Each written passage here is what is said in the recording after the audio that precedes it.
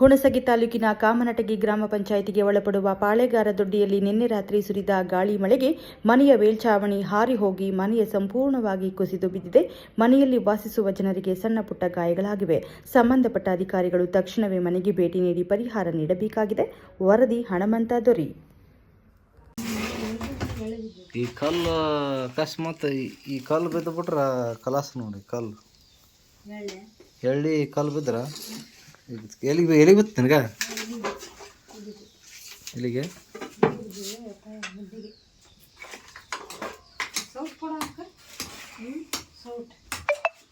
ಮುಡ್ಡಿಗೆ ಬಿತ್ತ? ಮುಡ್ಡಿಗೆ ತಲೆ ಬಿದ್ರೆ ಕಲಾಸ ಆತ್ ನೀನು.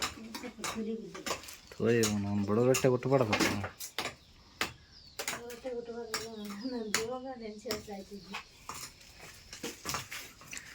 ನಮ್ಮನ್ನೆಲ್ಲ ಜಾಜ ಹಾಕಿದ್ವಿ ಮಾಡಿಬಿಟ್ಟು.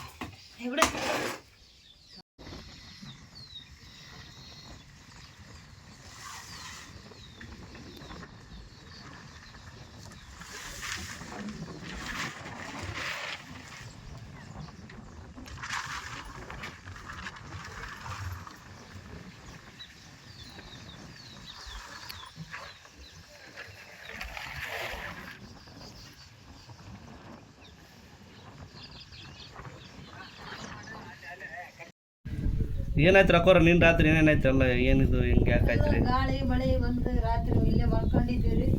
ಕಲ್ಲು ಅವೆಲ್ಲ ಮೈ ಮೇಲೆ ಬಿದ್ದುಬಿಟ್ಟಾವೆ.